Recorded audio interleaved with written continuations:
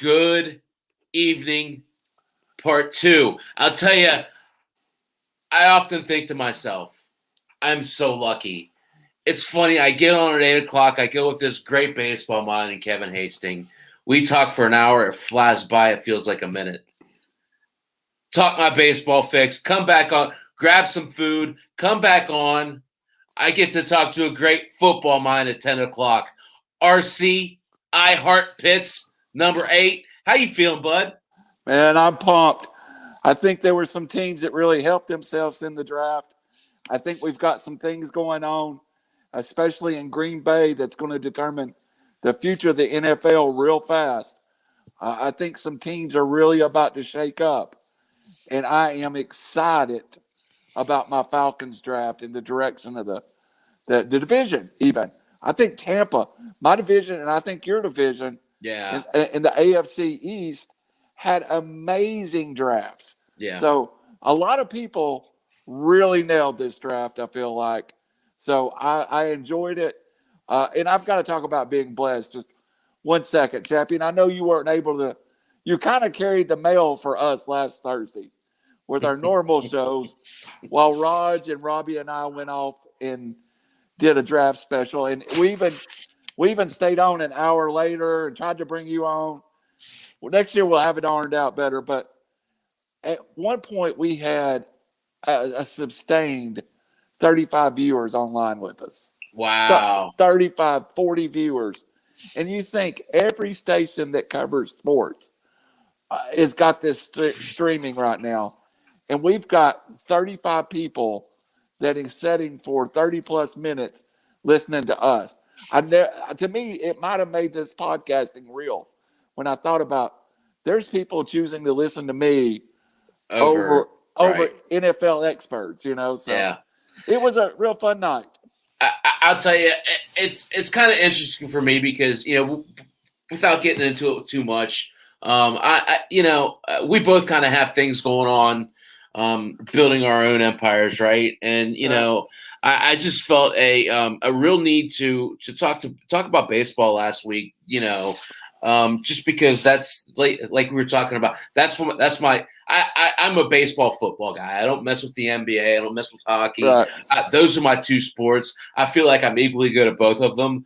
But, I was a dirt kid. I grew up on the fields. I grew up that's where I spent my summers, my springs, my falls. I remember going on family vacations in the summer, and my sister would get to go to an amusement park.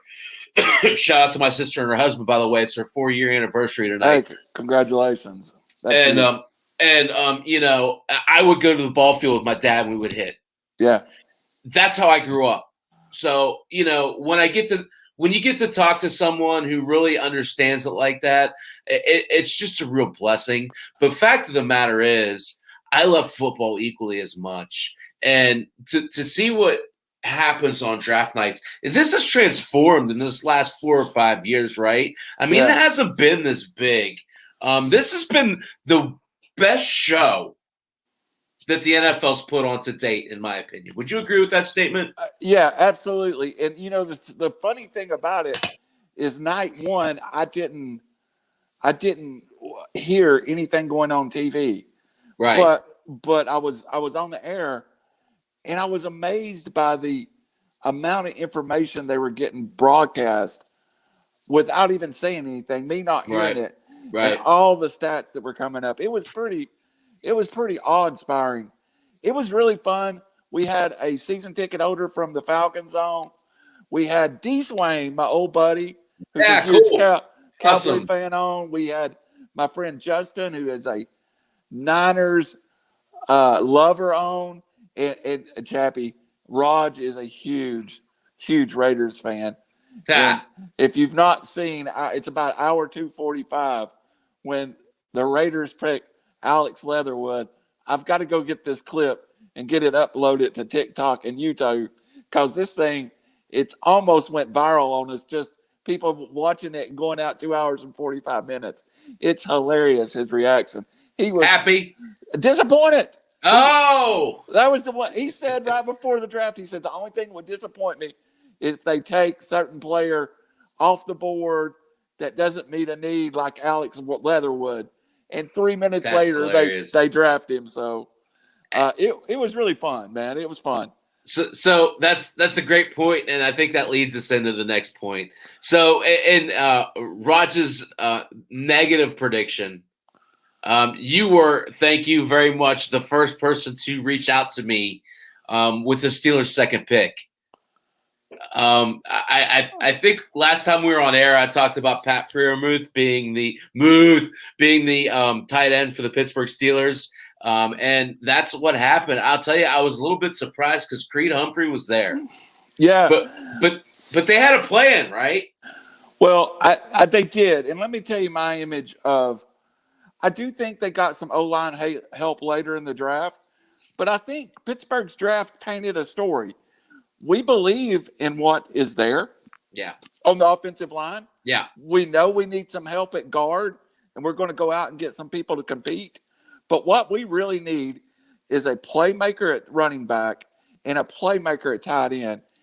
Last year they pieced it together so poorly at tight end. They probably had good football players, but nobody ever took that position over.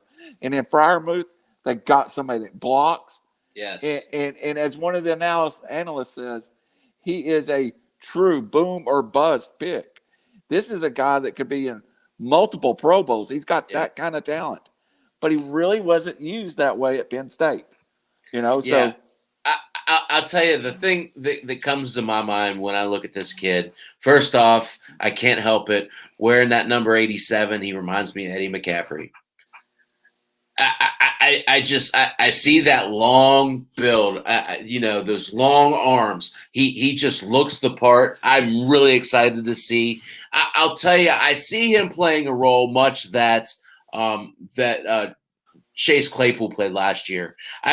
Him and Claypool in the slot, to me. Now, mind you, they still have Ebron for another year. Yeah, right. Yeah, and he might need that year. He's far from a finished product yet. Absolutely. But when you talk about a guy who has that hard to match up skill set, right? Yeah. Going to be taller than any corner or safety he's playing. He's going to be faster than any linebacker that's trying to cover him. It's much the same as Chase Claypool. This was the perfect pick for the Pittsburgh Steelers. So I haven't even talked about Najee Harris. Najee Harris, to me, might be the best pick of the first round. He is. Go ahead. No, it's okay. I just want to say this. I hate this group speak analysis. You hear all these people talking about how poorly the Steelers did because they took a running back in the first round. Randall, I say to you, hooey, this was the best player available. And this, honestly, this is one of the – this guy to me screams Derrick Henry. I think in the NFL in 2021, the value of the running back is so diluted, but there's a few teams that want to still play with that featured back where that running back is of the value that we understand it to be. You talk about really Tennessee and Pittsburgh almost plays as throwback teams. Right. We've seen other teams. I think Vegas is trying it with Josh Jacobs. A little bit. But look at what the Jaguars did.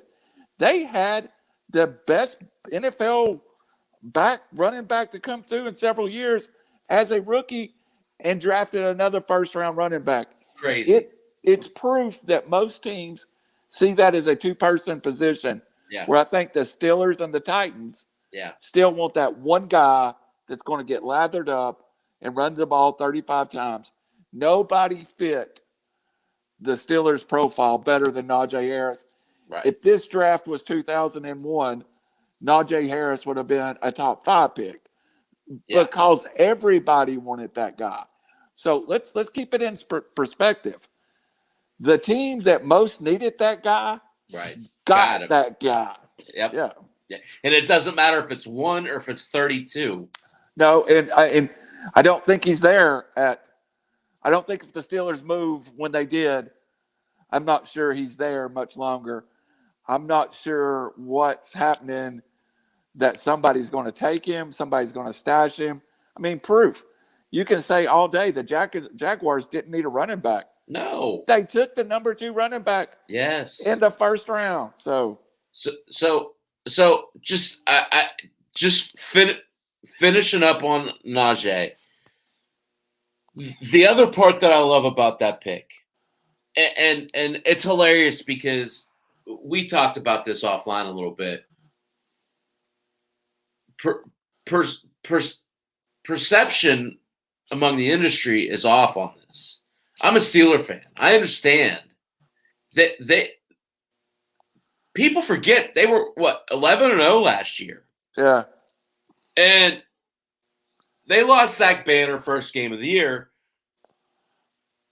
They were beat up on the offensive line. They had, I think, 3 different offensive line injuries after week 11. And look, obviously with Pouncey retiring in the offseason, they signed both of his backups, right? I can't remember the Finney, and I can't remember it's the kid from Texas. But those guys now, with the 3rd round pick of Kendrick Green, who, by the way, is nasty. Right. Perfect for that system, is a great center for a center-rich team. People don't realize they've had 3 centers in like 35 years. Kendrick Green's that next guy. He will be the center in Pittsburgh for the next 12 years. And people think they neglected the position. I'm sorry, I know I'm rambling. People think they neglected the position. They knew they wanted Kendrick Green. And they got him at a value. What do you think? I agree with you. And I think that's the guy. When we get to Atlanta, we'll talk about the Falcons kind of doing the same thing. I love the pick. And I'm going to go off script just a little bit, Chappy. And it's somebody we haven't even talked about. But Quentin Roche in the 5th round is my favorite draft pick outside of Harris that the Steelers had. Now, I know you were on fire for Firemouth, but Rouch is a guy. Oh, I agree. He is a PFF rated 85 edge rusher. Now, he don't have the skills to come out and play 3 downs. Right. But what he is the guy that can take some snaps away from TJ Watt to give him a little rest. Right. Take some snaps. I really think he's going to take maybe some snaps from Alex Highsmith, so that who I love. Yeah, I mean they're great players, but a defensive lineman can't play 75 snaps. Absolutely. So now you've cut your 2 best ends snaps from 60 to 50. Yep. And you've replaced those snaps with a guy who's a quality rush guy. Building for the future. Right. Rouse is a player in the 5th round that I had more like a 3rd round grade on. Yeah. And you're absolutely right. I love it. Just a couple quick notes, because I know we're not going to spend this whole hour on the Steelers, right? But, you look at that's – so as much as I love the first 3 picks, and I love the first 3 picks, I think every single player that the Steelers drafted this year contributes in some way, shape, or form. Dan Moore will be a starting offensive lineman second half of this year. He's a friend of Kendrick Green. They train together. Big Texas A&M offensive tackle. He could stick a tackle, but he also might move to guard. He's a great zone blocker. He's another one of those guys that has his quick first step, is able to reach and pull, which is clearly what the Steelers wanted to do. So go ahead. So to answer your question, I have all but one of the picks making their team, and that's a very successful draft. Who doesn't make it? Well, I just think that maybe one of the guys end up on practice squad, taxi squad. I don't know if anybody, like on the Falcons draft, I have 2 people not making the team. I like let me get back to their draft. I want to make sure I say this right. Oh, well, first of all, you did draft a punter, so that's always a crapshoot at the best, too. But he's a great, great punter. Jordan Berry's been terrible. Yeah. He absolutely makes the team. You got a great punter. Trey Norwood is a kid that needs a little time. I like him. He needs a little time. Isaiah Loudermilk he's a good player that needs an NFL body, and he'll get it in Pittsburgh. He is he's a Big Ten guy that he's a little bit bottom heavy. So they'll reconstruct him and he'll be a good player. Can I give you a name? Yes, go ahead. Aaron Smith. Oh yeah, I could totally say that kid's Aaron Smith. He plays week 1. Well, if you hit anywhere near 80%, you've had Aaron Smith, you've had a monster draft. But Buddy Johnson plays the nickel package.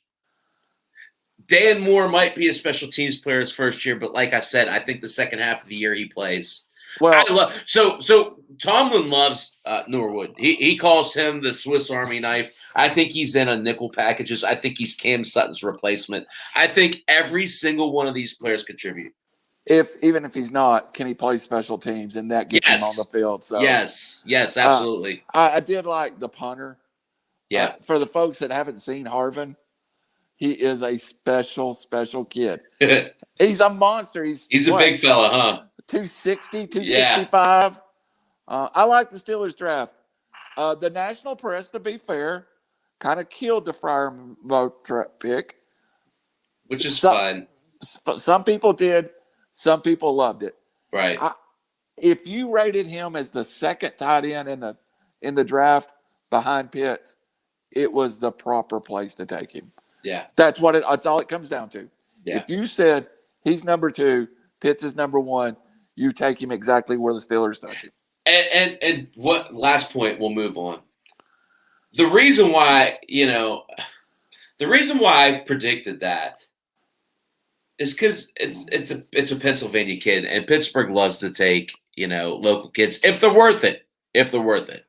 And I felt like Freiermuth was the guy that was worth it, so that's why I predicted him, and I got lucky. It was a fun draft for Pittsburgh. I think they got better for next year. There's still some holes in that football team they got to fix down the road, but it's down the road. This year they're going to play with what they got. Yeah, I'll tell you, it's funny, and you can ask my wife. I literally yelled when they drafted him. Like, all my dogs went crazy. She's like, "What in the hell is wrong with you?" I'm like, "That's why I said they were gonna pick."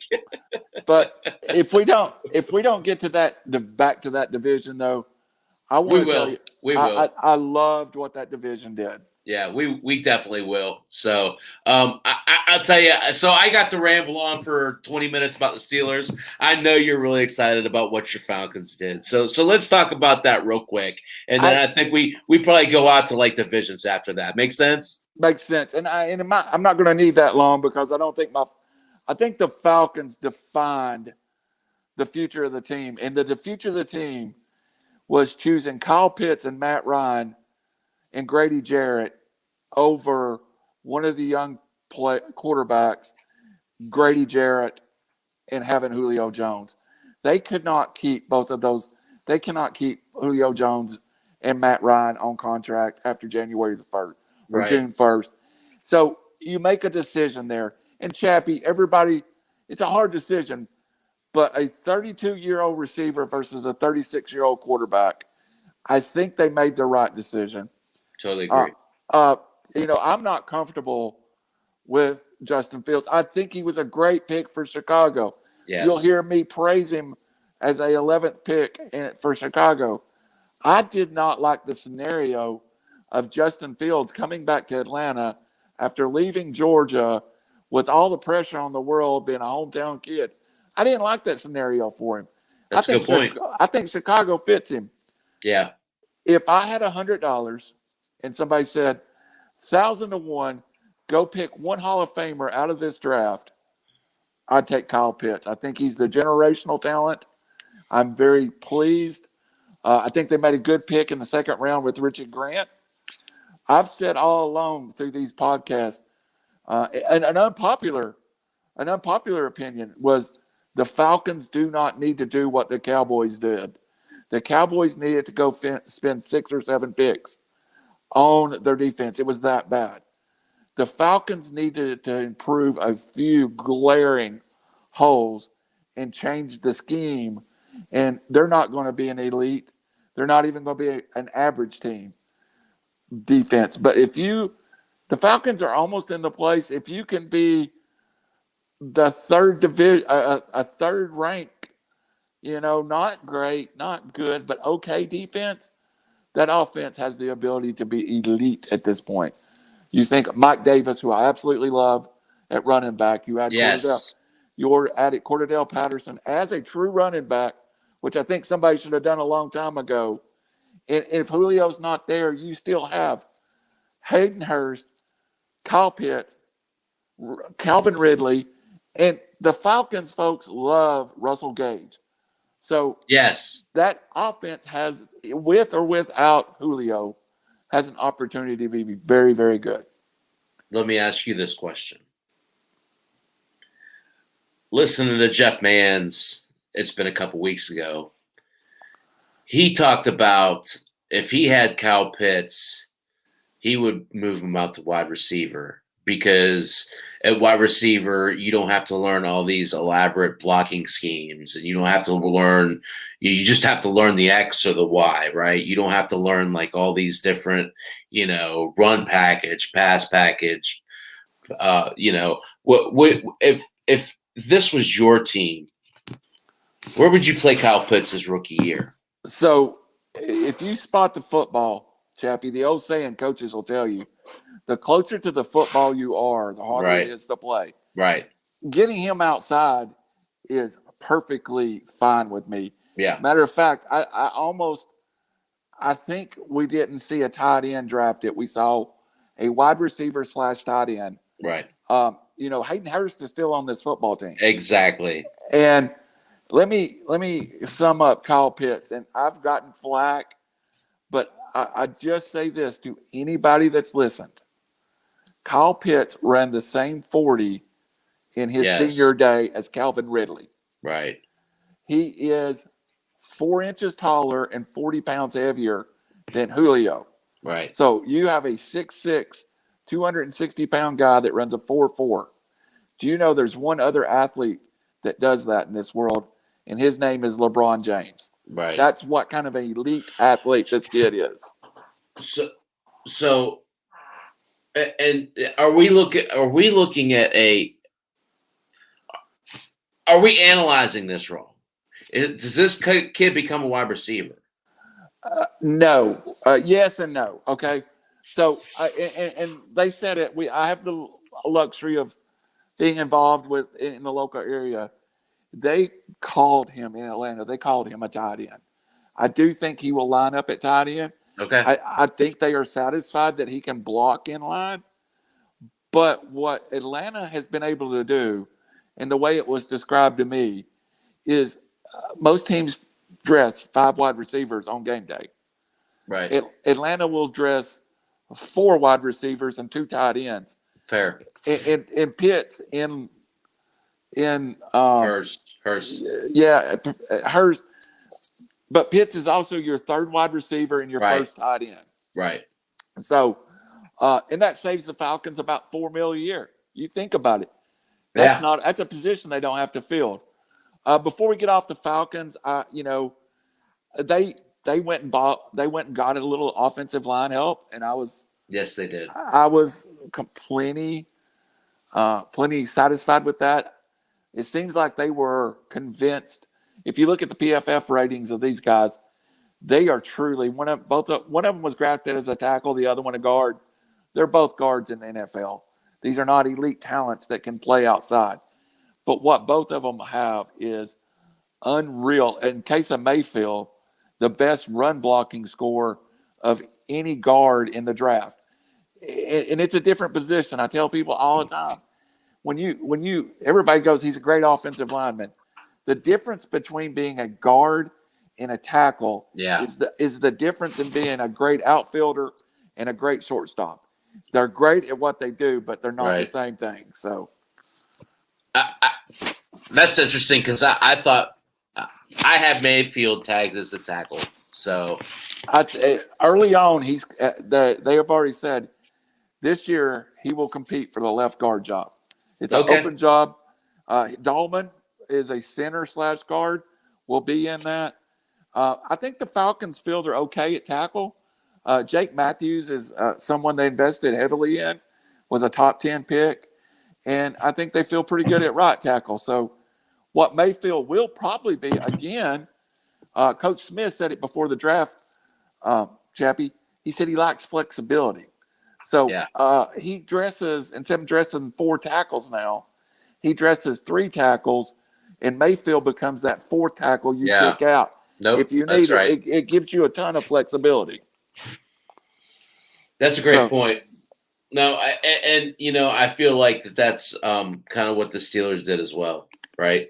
So both of their offensive linemen could kind of play out or in, depending on how you need them, right? And I think that's the way the modern day NFL is, having a couple dominant guys that are anchors, and then a bunch of guys that are able to be flexible.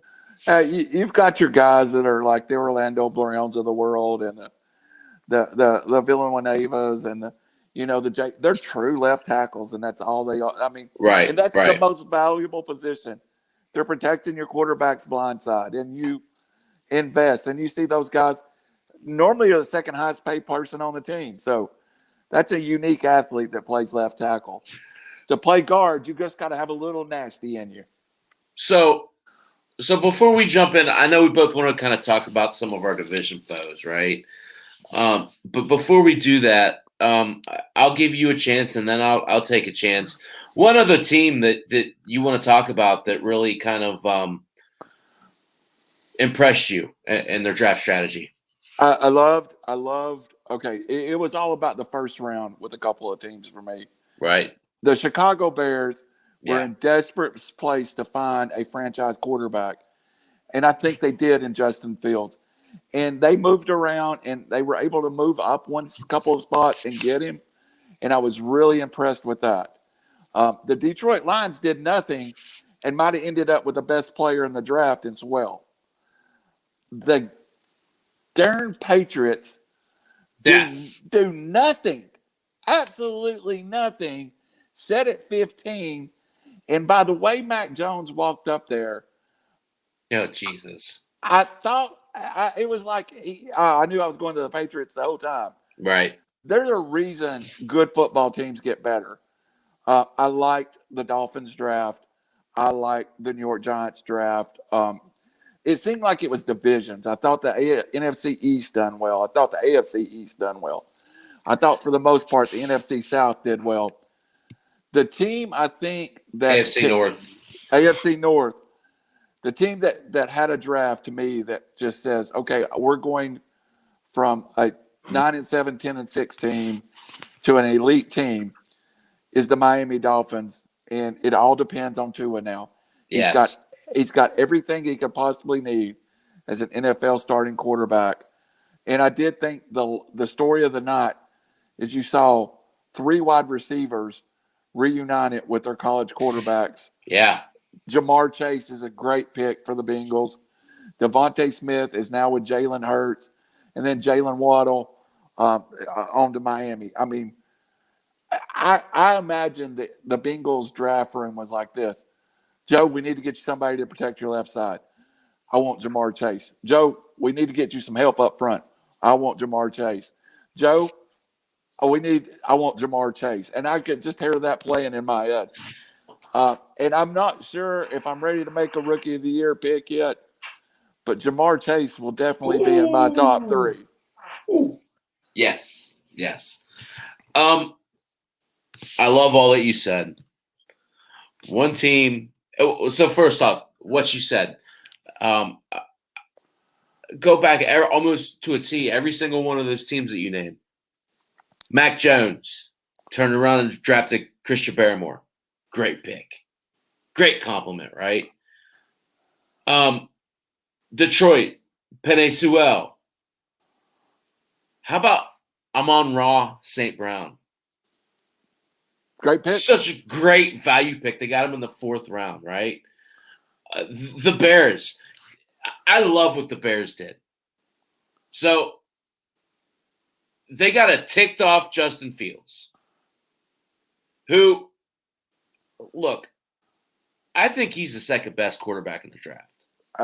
He was up until the process, and I don't know what happened, but he was always the second best quarterback. It's funny. So, I talked about Jeff Manns negatively earlier. I'll talk about him positively now. He talked about pedigree, right? And he talked about these guys coming up through the ranks. He talked about Wilson, and he talked about Lance being nobodies coming up.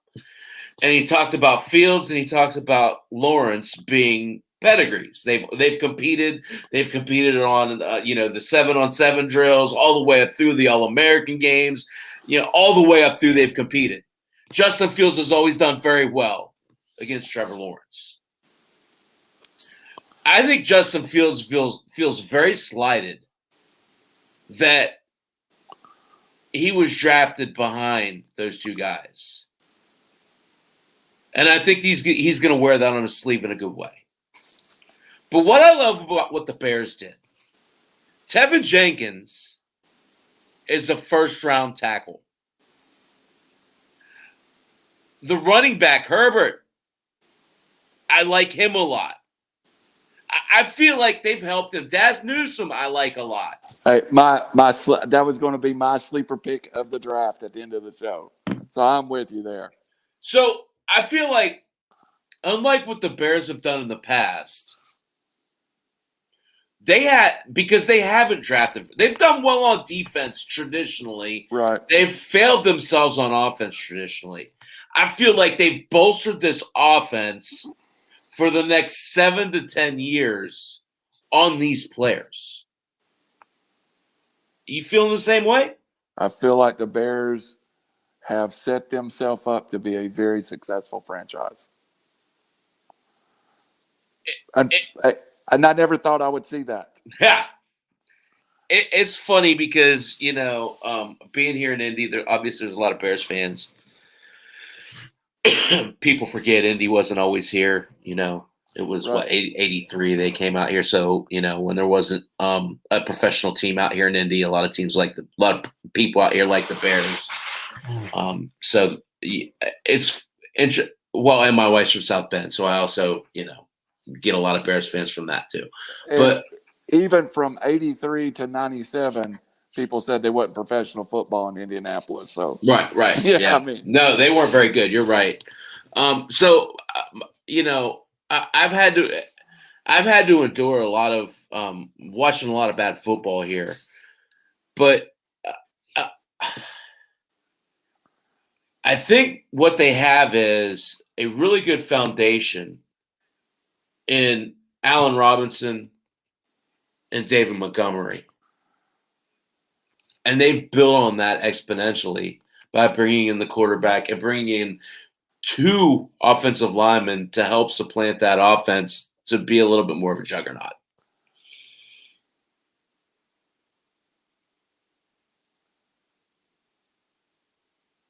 So let's talk about the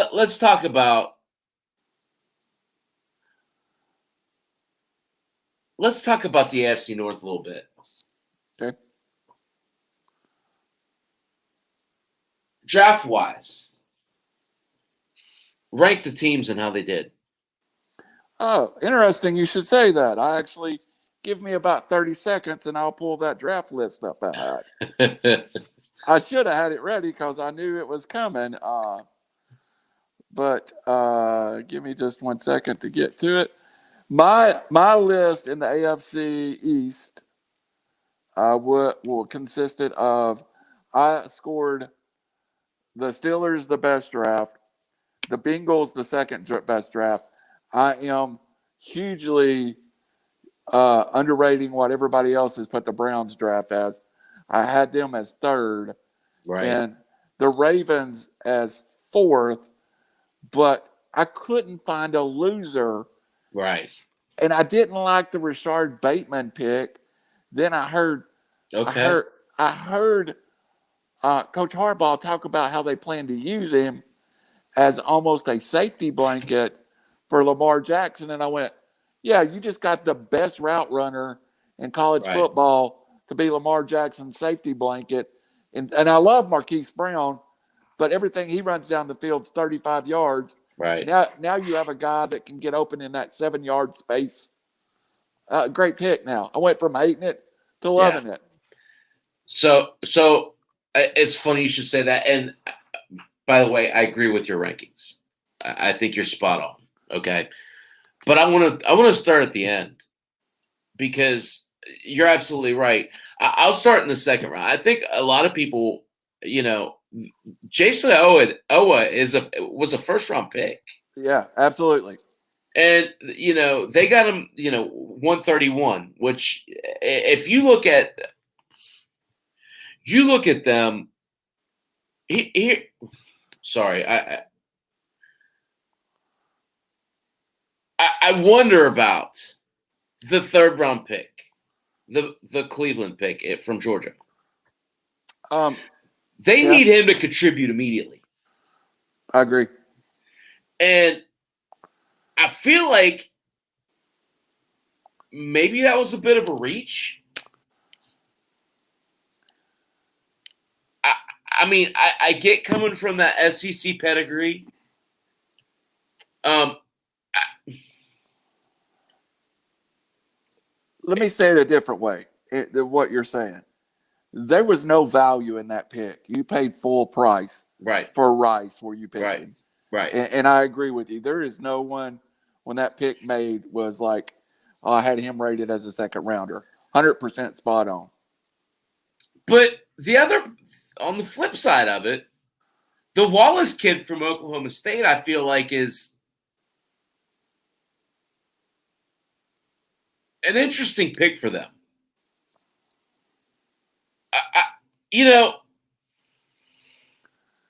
He's kind of got that AFC North demeanor.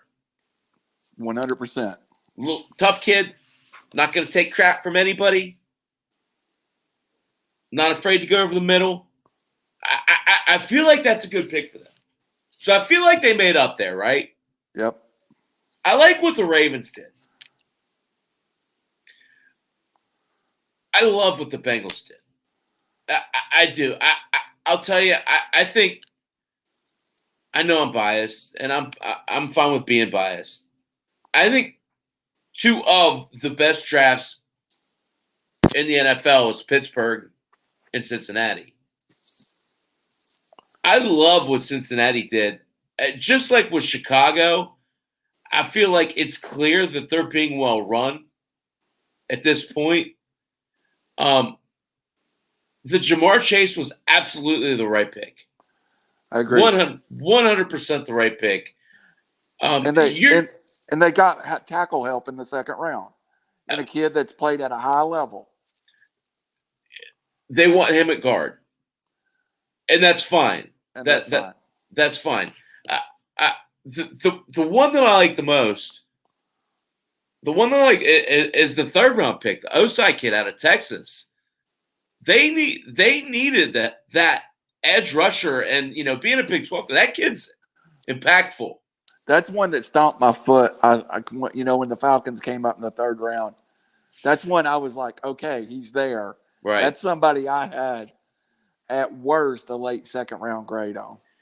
So just like we're talking about with the Steelers, your first three picks are starting day one. Yes. After that, everything else is kind of gravy. I'll tell you, I think maybe the steal of their whole draft, Chris Evans out of Michigan. They talked about Chris Evans in their post draft press conference, and that it sounds like he has a clear path to compete for that second job. And, you know, in the last couple of years, they've had Gio Bernard as their second back. Right. I think that is a place that they get better if Evans plays better. If Evans plays to his ability. I like the go kid, ahead. the kicker, Evan McPherson, is one of my kids. He's from one of the high schools I covered, Fort Payne, Alabama. Went to Florida. The kid was the best. He's the best kicker in the draft. So you just pencil him in. He's going to be there as a decade as a Pro Bowl type kicker. Well, you know, I'll tell you, everybody last year kind of was talking about Zach Taylor being on the hot seat. This is one of the best up and coming coaches in the game, if you ask me. If Zach Taylor's on the hot seat, I know about 20 other NFL teams that could use him. Yeah. I'll talk about it here. Let's talk about fantasy football. All right. We talked about this offline, so I know you know where I'm going with this. I traded away in our league Pat Mahomes at the end of last year. People thought I was crazy. But I have, in our league, which I'm bringing you back into, I have Joe Burrow as the 7th round pick, and I have Jalen Hurts as an 18th round pick. Who are you keeping and why? I am. Wow, that's a tough one because you got so little value in Hurts. It is hard for me to not sit in this world and say Joe Burrow is not going to be a top 7 quarterback next year, if healthy. Right. If there was a range of outcome for Jalen Hurts, I am on the very, very edge of he's going to have a great year. So Right. I'm on the sunny side. Right. I'll give you Burrow for just 21 at quarterback 7-8. I don't think there's more than 5 spots. I'll give you Hurts as quarterback 12, quarterback 11, just because the leg yards, man. He's going to rush for 6, 7, 4, 5, 6, 700 yards. Right. And at 10, yeah, I mean that's 40 points. Yeah. I would sure be tempted. I know, but like you said, the range of outcomes is much greater. Yeah, right, with Hurts. But it being a dynasty league, would be really hard for me to say, "See you, Mr. Burrow." Right. Yeah. Especially after selling the farm with Mahomes. Yeah. You would be tough to say, "I'm going to let Burrow walk." So again, we'll call it this. I'll make it a little bit more enticing. Burrow at an 8th, or Hurts at an 18th. Dynasty 3-man keeper. 4-man keeper, excuse me. Permanent keeper, right? You can keep them as permanent keeper. Forever. I take Burrow. Yeah. If there was a limited number of years, 3, 4, I take Hurts. But right. I mean, at 24 years old, you may not have to draft another quarterback. I'm 55, so I don't know if you'll have to draft another quarterback until I'm in my 70s. Yeah. You think of it that way. Yeah, that's a lot. Oh God, I'm old. Yeah, well, and so I guess that's a great point, right? So I want to say one more thing, going back to the Steelers. Like, people talk about Ben Roethlisberger being old. People forget. I don't think people realize this. So the flexor tendon, it attaches on the elbow and it goes up. There's 5 of them. They go up to every single finger, right? Ben Roethlisberger snapped every single one of his flexor tendons in his elbow. Every single one of them went up into his hand. He came back and played a full entire NFL season, I think 9 months after that happened. He's 38 years old, Randall. So the one thing about quarterbacks, Chappie, is you don't have to guess when they're done. Right. It's obvious. And we got the example of one of the greatest of our generation. We got two of the greatest of our generation. You watched Drew Brees last year. He was done. Right. You watched Peyton Manning 5 years ago. He was done. There's no ifs, ands, or buts. There's nothing that I saw last year that tells me Ben Roethlisberger is done. So, I guess my whole point in saying this, coming back fresh out of rehab, he was able to go out and throw the ball. I don't have it in front of me.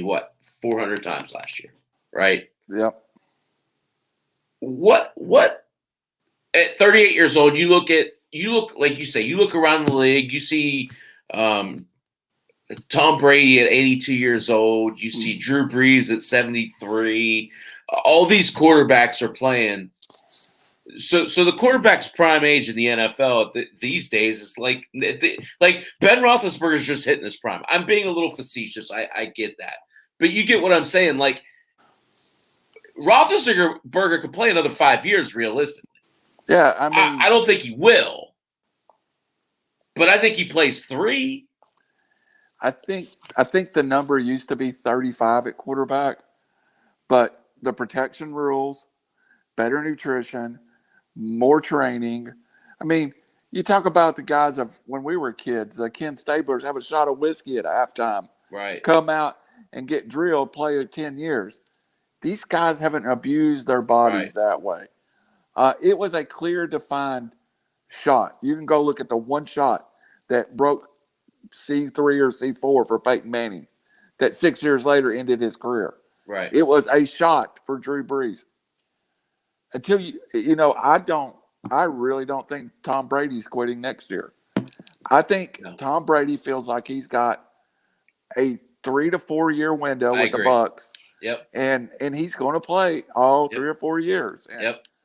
Why not? Everybody that's hating on him, why not? If you can get up out of your chair right now and walk outside and be the third baseman for the Chicago Cubs, would you not? Absolutely.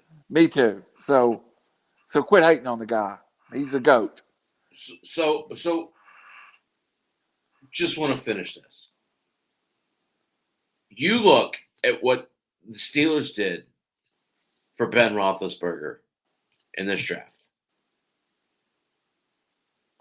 A guy who is 1 year further away from removed from a major, historic, that surgery had never been done to that degree in professional sports. Okay? In professional sports, let alone in a throwing arm of a quarterback. You added a really good running back as a floor.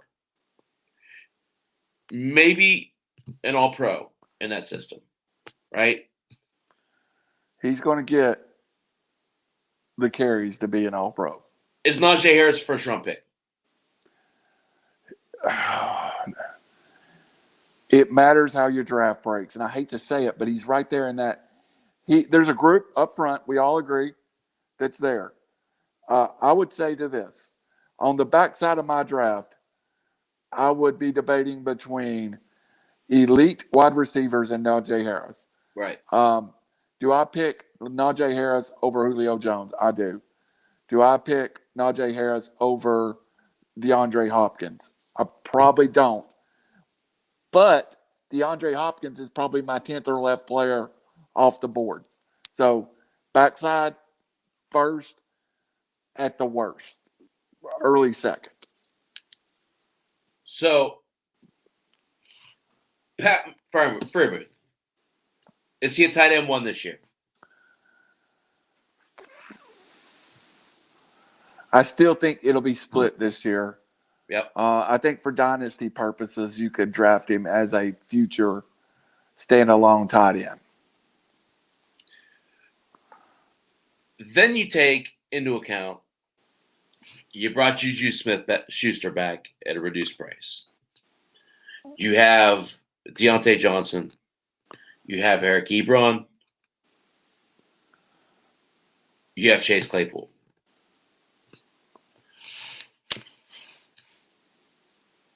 How potent is that offense? It's very good offense. And I said it on the other show. The only question mark to that offense is keeping Big Ben upright and healthy for the year. That's it. And you tee it right up for me.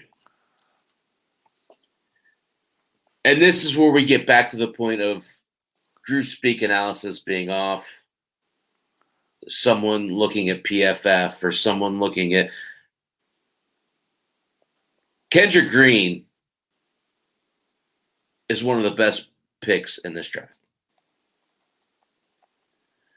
Moore contributes immediately.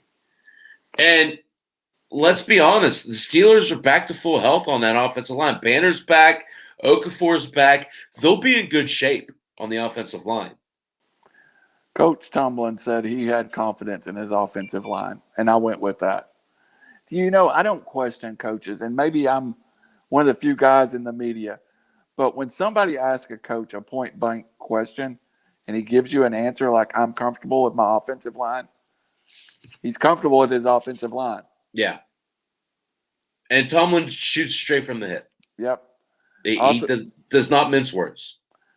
When I think Denver, not to jump off the subject. No, absolutely. Please. I think Denver drafted believing that their quarterback is going to be Aaron Rodgers.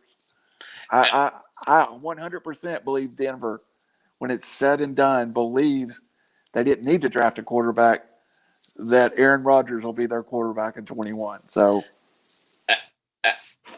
I love that you brought them up. I was actually just getting ready to pull their stuff up. My question about Denver. What does the running back situation look like? Well, I actually I sold Melvin Gordon really low last year in a fantasy league and regretted it later. Yeah. But I will probably slaughter his name, but Javonte Williams was my number two. Great job. Phenomenal job. My Great job. Number two running back in my draft. Yeah. Over ETN. Yeah. Mans had him as his number one. I think he is. And then I'll tell you, I had two other picks from Denver I loved. I loved the Browning pick from Ohio State. Okay, yeah. I love Jamar Johnson, safety Indiana. Oh, yeah, totally. Great. I totally agree with that. I was like, I want to. No, that's a great pick. I can't believe he lasted that long. I mean, another guy that, the guard from Wisconsin Whitewater, Minarez, I think that's his name. That's a kid who's nasty. I mean, I really like that pick. Denver did a really good job. Denver did. And if Denver comes out, the NFL GM's poll said that Aaron Rodgers cost you 2 number ones and a number 2. I think Denver tomorrow ships their next 2 number ones and next number 2 to Green Bay at that price in a heartbeat. Listen, we could do a whole show about Aaron Rodgers. My daughter's college fund's tied up in him, so he can't do anything stupid. It's one of those things where, I'll call it like I see it. He's a prima donna. He needs to go somewhere that's going to coddle him, right? I don't know that you would think if Denver's willing to spend all that draft capital that they would do that. Wherever he needs to go, is going to have to be someplace just like Tom Brady that's just going to let him do him. So, and I agree with you. He has a unique. I'm a huge Aaron Rodgers fan, and it's not Aaron Rodgers the man. I'm talking about the football player. Right. If you ask me today who's the best quarterback in the NFL, I tell you it's Aaron Rodgers. I don't think Mahomes is at Aaron Rodgers' level yet, but Mahomes is a close second. Aaron Rodgers, that whole Jeopardy thing is a pawn card that no one else has. And it's almost like he knows now he could go set out a year and walk away from Green Bay and end up anywhere he wants to be. Right. It's an awful powerful card. I think Denver's where he wants to be.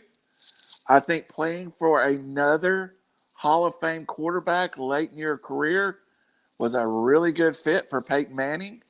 And I think they're trying to catch lightning in a bottle the second time with Aaron Rodgers. So let's remember what they got out of the 5 years with Peyton Manning. 2 Super Bowl appearances. No, excuse me, 3 Super Bowl appearances.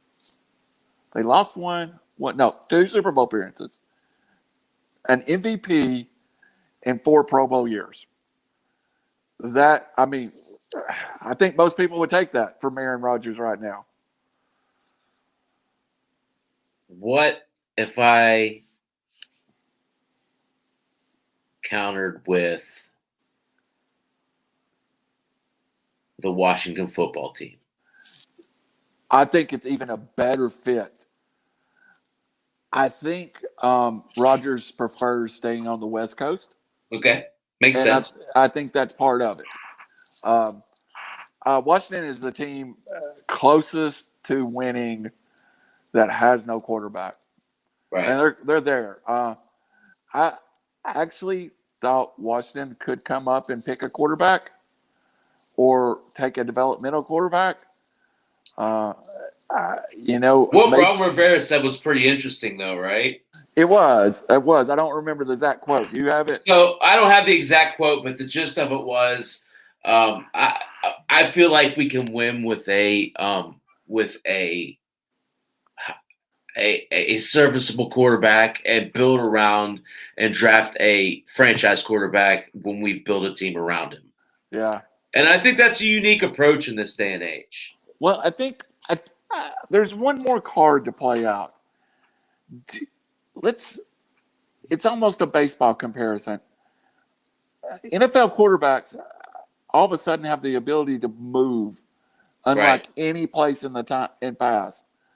If Atlanta had walked away from Matt Ryan, somebody else would have gave him $25 million. Right. Washington, somebody. Right. So. No, you're absolutely right, and it's one of those things where, who wouldn't want to go play for the Ron Rivera's? What? No, the receiver. I'm totally McLaren. Yeah. Why? Who wouldn't want to go through to Scary Terry? Yeah. I think Logan Allen's another one of those guys. He's going to be a top 5 tight end next year. Yep. I mean, it's one of those teams where they're really intriguing. Yeah, play defense great. Yeah. In a division that anyone could win. Well, and it's, to your point earlier about the Steelers, it's an old school team. Yep. They're willing to run the football and play the game the right way. And I think finally Dan Snyder got it right in bringing in Ron Rivera. Hopefully they let him do what he wants to do. Yep. Let him be Ron Rivera. Yeah. Yep. But I'm just looking down through here, trying to figure out other places where Rodgers fits in.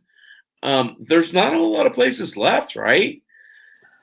No. You could say someplace like Las Vegas could get into it. But that franchise seems cursed right now. I'm just going to tell you. Just seems not to be going in the right direction. The Minnesota Vikings, but there's no way Green Bay would trade him to Minnesota. Right. Also, let's not forget, I don't think anyone in their right mind thinks Russell Wilson's happy in Seattle. Right. And I think that's a quarterback that moves in the next 24 months. It may not be in this trade window the next little bit, but there's going to be some openings and quarterbacks moving over the next little bit, and it's just becoming a more. I don't know if valuable is the right word, but it's kind of like that front end starter in baseball. It's just hard to find that Jacob deGrom out there. Right.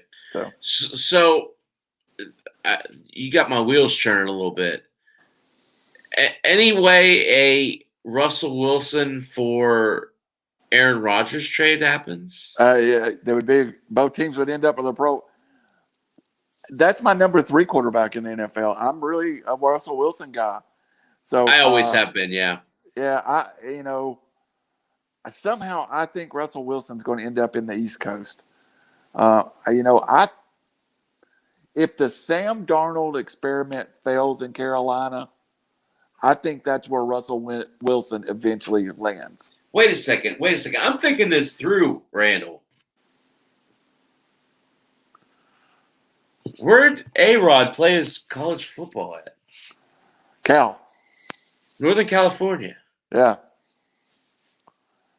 Where'd Russell Wilson play his college football at? Wisconsin and North Carolina State.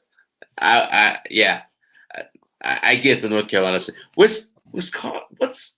Where's Green Bay? Wisconsin. This is interesting to me. I like this.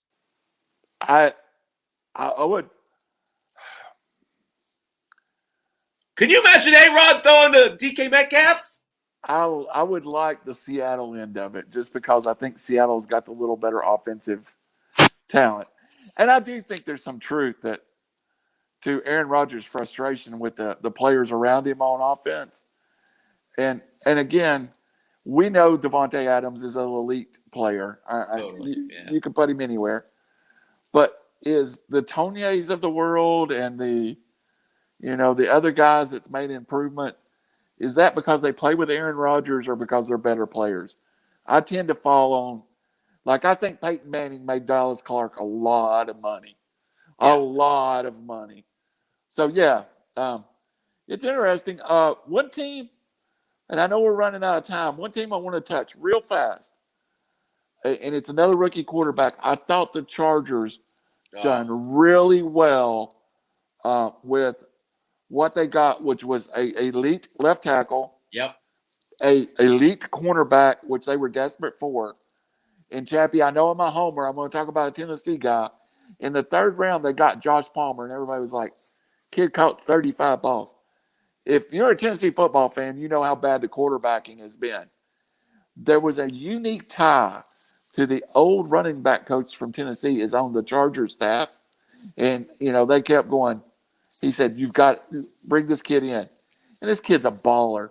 I'm telling you, that name, Josh Palmer, when you get ready for your fantasy drafts, about the 14th or 15th round, grab him, stuff you on your bench. See, hit big, maybe. I'll tell you, as I'm looking at it, I agree. I love the first 2 picks. The kid that stands out to me, I think is a perfect compliment, is Larry Roundtree. Yeah, a good bat. A bruiser. Ran slow. A between the tackles guy. Yep. A perfect compliment for who? Austin Eckler. Exactly. I think that's a great pick. And I think he contributes, as a red zone back there. I love what they've done there. It was just, I was listening to one of these shows, and they're talking about legacy players and how they're always first-round picks. I feel like Asante Samuel Jr. was a good value in the 2nd round. I do. If Florida State was still Florida State, he wouldn't have been a 2nd-round pick. He's one of the kids. He played well in a bad football program. Right. Florida State, Tennessee, it's the same philosophy of Josh Palmer. You can be the best player on a really bad football team, Yeah. and you're not going to be a first round pick. Right. That's where that draft work comes into it. Yeah. On to Miami just for a second. Here's Totally. why I love Miami's draft. Jalen Waddle was my third wide receiver. Jalen Phillips was my number one rushing. Yeah. Javon Holland was my number one safety. Lyman Itchenberger was my sixth offensive tackle. And hey, at pick 81, they got the number 3 tight end in my ratings. I mean, that's to a football team in that had 2, 4, 5 picks in the first 81. And every one of them seems like it was like, yeah. And they have a great tight end. They didn't have to have underlong. They are adding pieces now. Yeah. Luxury pieces, right? Yes. No, I'll tell you the one that I love there. I agree with you. I think that 1's good, 2's good. I don't know much about the Holland kid, but Eichenberg, I know, again, being in the area, is a really good ball player. Good football player. Long, I know that is a really good tight end. I feel like, again, I know you're sold on Tua. They're really trying to set him up to where they really understand what he is and whether or not he's the franchise there. They don't want to leave him any excuses. I don't know if I'm as sold on Tua as I believe he deserves a chance. I don't think he showed anything on the field last year that warranted the negative, when they pulled Josh Rosen a few years ago after drafting him in the top 10, you could see that kid can't play quarterback. I still think Tua can play quarterback. If 2 years down the road he's still struggling, go get you another one. Right. Yeah. But I feel like with him being a left-handed quarterback, I feel like the Eichenberg pick is humongous for him. Yep. Because it stops that bull rush on the left-hand side. It keeps that pocket clean on that perspective so they can roll out, so they can create their playbook, whereas they didn't have that last year. Yeah. 100%. So real quick, I want to talk about, because I feel like this is important too. Let's talk about the Jaguars. Okay. Of course, we'll talk about the top of the draft. I feel like probably their best pick, and CBS Sports has them as a bit of a reach, is the tackle from Stanford, Walker Little. I feel like just like with Tua, I feel like that creates that edge, that guy that they know they could put there and protect their investment. I love the pick. I love Stanford kids. I love smart kids that learn how to play football the right way. Yeah. I was not, and I know you were doing the baseball on draft day, which we were able to double team and cover a lot of. So let me tell you one quick story, Chappy, and I've saved this till draft week. And I told it on the draft show, and I don't think I've ever told you this story either. Nice. And 6 years ago, I was still working for Rivals, and I was sent out locally to recruit kids. It's not recruit, but to rate kids. Right. So I got a call, and they were like, hey, will you go down to Cartersville? There's a kid that's absolutely the biggest Tennessee fan. He's a sophomore. Everybody says he's the real deal. Go down, watch him play White County, which is 40 minutes from my house. I went, sure, I'll go do it. Went in, sat in, just happened to sit down by his dad. It's like, and we started a conversation. He's like, yeah, he was born in Knoxville. And I was like, oh, wow. I said, I write for the Rivals site, for the Tennessee site. And he was like, really? Will you go meet him after the game? That would thrill him. I was like, okay, cool. So I watched the game, and I wrote Drew Bledsoe on my paper. So this kid was 6'4", 6'5", 220 pounds, playing at a little small school, very good school, like a 4A school. I go down. I didn't get to meet him that game. I went back later, and I saw his dad again. He stopped me and I was like, "Hey, is he still going to Tennessee?" "Oh, absolutely. He loves Tennessee." He said, "Can you meet him after the game?" I said, "Yeah." I said, "I brought this. I was going to show him. I rated him 5 stars." He goes, "He'll love seeing that." So after the game, I go out and Mr. Lawrence introduces me to his son, Trevor. Awesome. He signed my rating sheet where I called him the next Drew Bledsoe. And of course, the kid made absolutely the right decision going to Clemson because Tennessee's program was a mess right there. But I've been around Trevor since he was 16 years old, and I've never heard him say anything but yes, sir, no, sir to anybody. He earned that right to be the first pick. He was a great pick. I think Trevor, I think some of the other, I think Justin Fields has a bigger upside than Trevor. Right. But at worst, Trevor Lawrence is going to be a 10, 15-year-old year quarterback in this league, and he's going to produce. So it's nice to see a kid that you saw kind of mature. I mean, I take pride in that. And God, I posted the day of the draft a picture of Trevor at a Tennessee game with a Tennessee helmet on when he was 11 years old. And it's tough. It's tough, but it's a good family. And I'm happy for the Lawrence family because the whole family, his father, his mother, Trevor's kids, Trevor's grandkids, their whole family just got their life changed because that's generational wealth for his family. And I'm really, if I played just a tiny part in that, it makes me feel good. And his family's family, let's be honest. I mean, and I'll tell you, I feel like, God, Urban Meyer gets a bad rap. He is so good at what he does. I thought his second pick was brilliant. I think bringing in his teammate at Clemson is just what a great job. He admitted he was taking Kadarius Toney from Florida. Yes, right. And the Giants stole him. Right.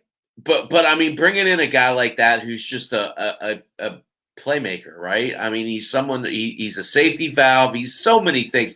I feel like the top 4 picks there contribute immediately. Yes, Tyson Campbell was the best corner not named Surtain in the SEC. Right. Walker Little, we've already talked about. Andre Cisco. I love this kid's film, Chappie. I know he went pick 65, but that group that started with the Falcons, and I think somebody took a pick at pick 36. There was a group of safeties, and they were all very similar to me. And the last one being Cisco, and when they got him at pick 65, I think they got the last of the NFL-ready starter safeties this year. So great pick. I don't know a lot about the DN they took, but I will say this. I do love drafting quarterbacks and putting them with kids that are played under the lights. And you got 2 kids from Clemson, a kid from Georgia, a kid from SC, a kid from Ohio State in this draft. Right. You know what?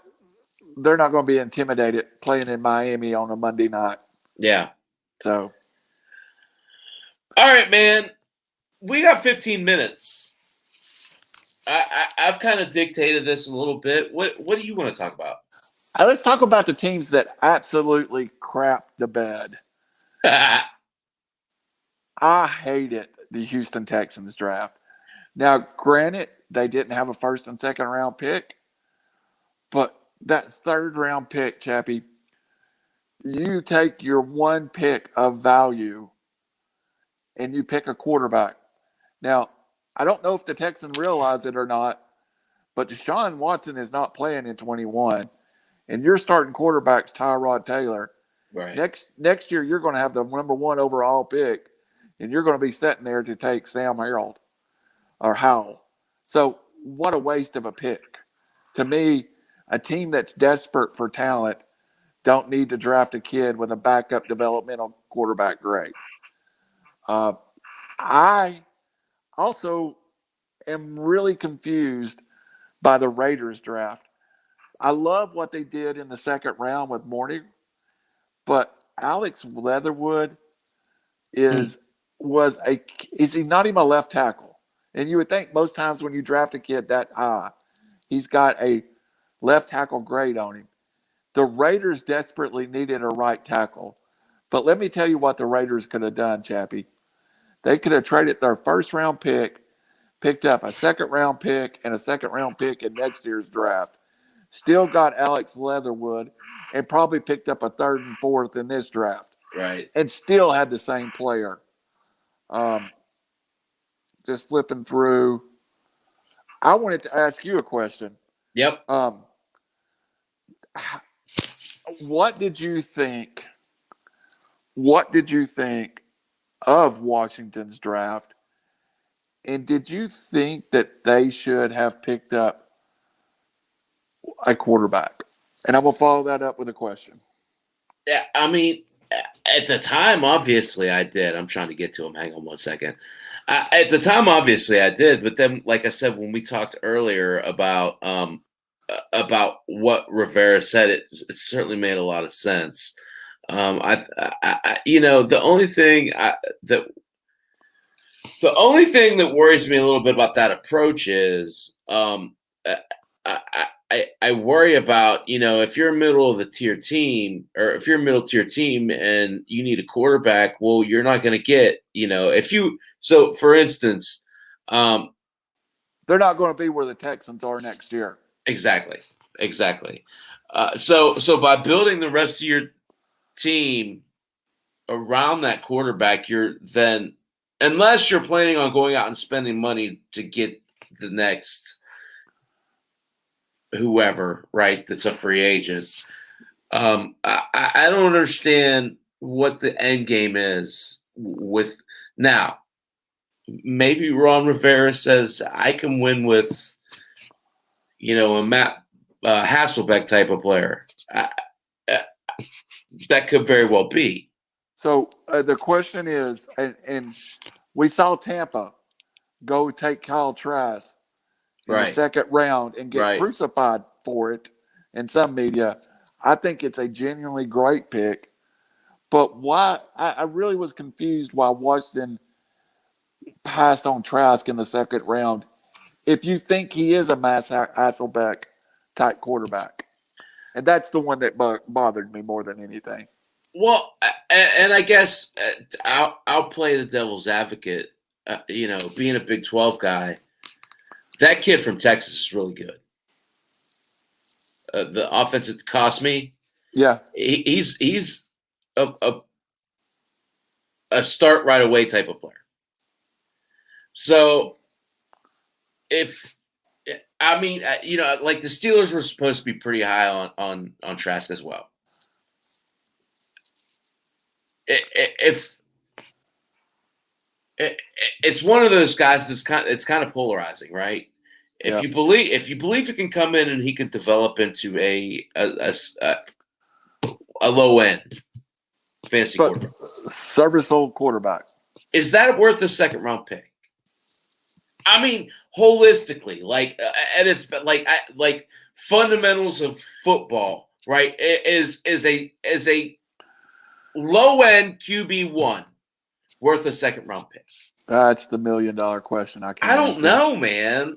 I don't know either. If you could go out and get a left tackle that you can say can start at left tackle for the next 7 years, I take the tackle.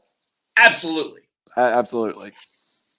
That's where I'm coming from with it, right? You know what? You changed my mind. I mean, I'll admit when I really, that's a good point. I still love the pick for Tampa, right? Because Tampa has the luxury to set him there for not even a year or two, for 4 years, as we said. Hey, before we get off the air, we got just a minute. Do you want to play a quick fantasy impact? Yes. So I'll call the players, and let's both just throw out what's the fantasy impact for 21. What do you think your fantasy impact is in Dynasty? Fair enough? Fair enough. We're going to start at the top for you, Najee Harris. Oh. Fantasy impact. I guess around in 21. We kind of did it, but around. Or what do you think his stats look like in 21? In 21, I feel like he is the rookie of the year. Okay, fair enough. I feel like he rushes for 1,400 yards. I feel like he catches another 400 yards. I feel like he gets 12 total touchdowns. So he's your number one. I mean, he's for you a late first rounder at worst. I hope I get a chance at him. So what do you think about in Dynasty? About the same. Really? About the same, yeah. Do you prefer him over the 3 quarterbacks in Dynasty? Without a doubt. Okay. I'll ask you to clarify the 3 quarterbacks. Lawrence, Wilson, and Lance. Yes. 4th would be Fields. I value Fields a little bit more. Okay, so Fields would be your possible number 1 overall pick. Fields would be my first quarterback I take. Perfect lead into the next question. Where do you rank the 4 quarterbacks? 5 quarterbacks with Jones. Fields, Lawrence, Jones, Wilson, Lance. And that's just for fantasy, of course. Right. For Dynasty, do you rank them the same way? Because for 21, I would rate Lawrence number 1. For Dynasty, I would probably have Fields as number 1. You're probably that's close. I keep them the same.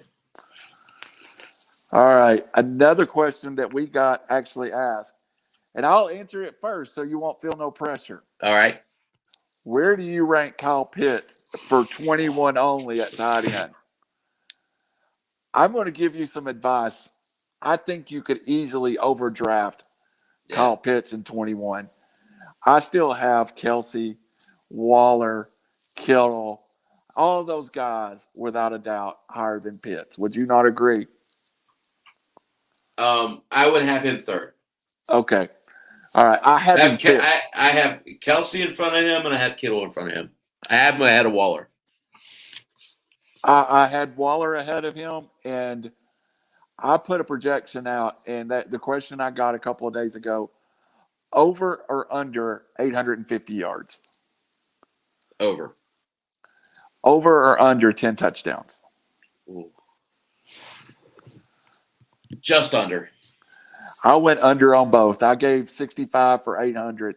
Yeah. And 9 touchdowns. By the way, my number on Najee Harris was 1,200 yards, and I'm still going to stay with it. Okay.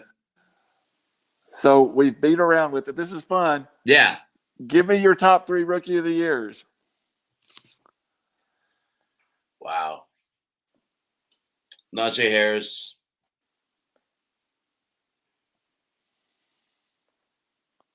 Javonte Williams. Wow. Okay. Trevor Lawrence. I'm going to give you Trevor Lawrence, Najee Harris, and Jamar Chase as my 3. Oh, I forgot about Chase. All right. Last one in this kind of crazy speed round.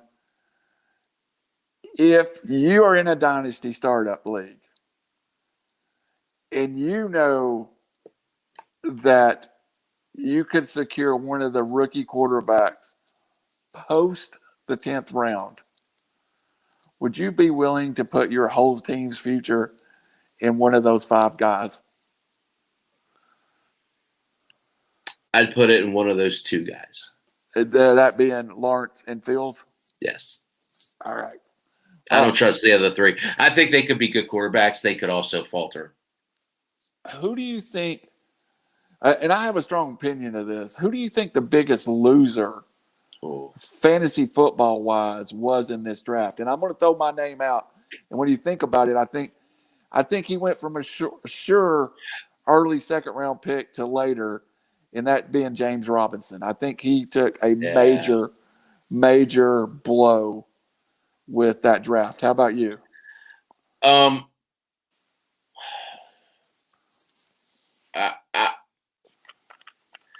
think a little differently. You said draft. Yeah, fantasy football draft. Yes. I'll say Devontae Adams. Interesting. Interesting. And has that had to do with the Rodgers situation? Obviously, yeah. How about this guy? How about T. Higgins? Because Oh, I thought T. Higgins would have been about a third round pick pre-draft, and I think now he falls to the middle rounds. I'm still taking T. Higgins. Dude, okay. I mean, I agree with what you're saying. I'm not saying you're wrong. I think you're right, but I'm still taking T. Higgins. T. Higgins is a stud. He showed that last year. Both of those guys can eat in that receiving core. All right, Chappy. You may have already answered this one, but I'm going to ask it a different way. Okay. Who was drafted on the third day that we, as fantasy football players, will be scrambling for him at some point in next year's draft? You're killing me. I'm going to go ahead with mine. Okay. Mine is, I've talked about him already, Josh Palmer from Tennessee. I think he's the clear number 3 to or Mike Williams and Keenan Allen in the Chargers. So I'd go Josh Palmer. I think you already gave us our answer kind of in Denver at a running back position. I believe it was Denver. Yeah. No, it was Denver. Yeah. I'm glad you just set me up there as I'm trying to make sure I'm not missing someone. No, I actually absolutely the kid from North Carolina, Javonte Williams. Yeah. To me, everything I've heard, read, seen, kind of points to him being, a feature type back there. One other guy though that I really wanted to touch on, and I did mention him earlier. I'm really interested to see with Amon-Ra St. Brown. It's a good. And now that you say that, let me throw another one at you. And he's got ties to Tennessee. Green Bay, if Rodgers does stay in Green Bay, they took Amari Rodgers, the son of T. Martin, the former Tennessee quarterback, in the third round. He's got a pretty good shot to be their second wide receiver. Right. If Rodgers stays. Yeah. I know a guy I work with, Steve Bodie. He's a big Green Bay fan. He likes that pick a lot. Another kid I watched grow up in another family. T, unfortunately, it got bitter with T, and he's moved on. But there's a lot of history with T and his family. And again, another kid that lives. Chappie, he lives less than 5 miles. Grew up from the University of Tennessee campus, and chose to go to Clemson. So sometimes people ask me what happened to Tennessee's football program. I go, Yeah. It's perfectly fine. It's just in Clemson, South Carolina. Yeah. I will say one more name, and I mentioned him earlier. And I think this is a system fit. The Wallace kid from Oklahoma State in Good Baltimore. One. I feel like that's a kid who, reminds me a lot of Jarvis Landry. That's a real good pick. The New York Jets took a wide receiver from Ole Miss, I believe. Oh, great call. Yeah. Yeah. Eli Moore. Yeah. Eli Moore. Then I think that was a great call.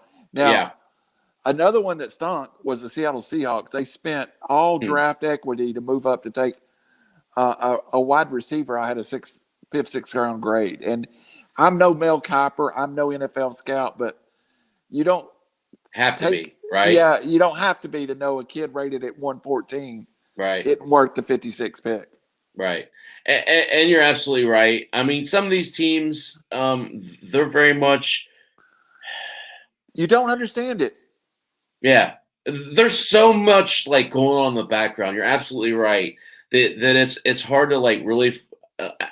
Some teams spend more than others in the scouting department. Some teams are looking for like certain things or attributes, and that can really, the Steelers have generally been pretty good in that, right? But there's been a few years where like, what the heck are you doing? Yeah. And some teams, it's perpetual. Seattle hasn't been that way, and it's hard when you got 3 picks. Yeah, and you've got DK Metcalf and Boyd. You've got 2 great wide receivers. But I don't know. I felt like the young teams, young GMs had a real good night in Atlanta, New York. I really felt like it was a successful draft, and I have to reset now. I truly have done a week's worth of shows about the draft. Tonight, I actually watched a baseball game for the first time in the week. Let me tell you something, and I know it's 11:30, so I know we're going to jump off of here. I hope you appreciate that I gave you a full hour and a half of my time to talk about football during baseball season. If you hadn't had Loa earlier today, you'd have never made it. I'll tell you, this has been so much fun. This has been the best 2.5 hours of my week. I'm going to answer all y'all's questions from your show, though. Yeah. It's Rocker. And if you see him pitch in person, you know it's Rocker. Okay. No, I trust you. Even though Lauder is rated a little higher, I'm taking Rocker every time. And I've said Rocker first. Yeah. Right? I talked about Rocker, before Leiter. But I think you're right. I think it is. I don't know how you go wrong with either one of those guys. I got tickets for number 5 Tennessee versus number 3 Vanderbilt in about 3 weeks, so I'm excited. Hey, you want to meet me in Cincy? Shoot, yeah, let's do it. When are you talking about? We'll talk offline. Yeah. I'm about to lose an 11-year-old for a couple of months. I'm willing to travel. Hey, RC, it's been great. You got anything we want to pub real quick? We are now taking phone calls, and we can actually do it on here if you want to. But we published a number, and on the 3R Sports and Off the Record, and being able to even set up a phone call or two is a lot of fun. So I think it's something we'll probably add to our show at some point. Just call up, and I can plug. I got another number. I got a second number. I can plug it into our iPhone, and we can interact. So we love it on 3Rs, and we'll do it again. And maybe we'll even bring it over here for a night or something. I'll tell you. I want to get all emotional just real quick before we jump off. This. There's some big things getting ready to jump off in my life. Yep. And this is. I said this to Kevin earlier. I'll say this to you now. I do this for no other reason other than I enjoy sports and I enjoy talking about getting better at fantasy sports. Yep. So everything that's been put in front of me is been completely unexpected, and I am truly appreciative of everything that's given to me that I've worked for, that we've worked for, right? Right. So just know that when we come to you at 8:00 on Thursdays, when we come to you at 10:00 on Thursdays, when Randall comes to you on his shows, it's for no other reason than we need an outlet to talk about these things and to enjoy what we love. Absolutely a passion. And, the fun part of it has been I got looped into this by you, into this network.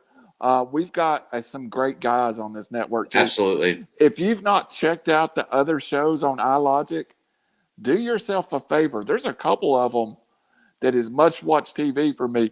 I love Reaper's Digest, Personal Friends with Duke. For some reason, the Bracket Show just freaks to me.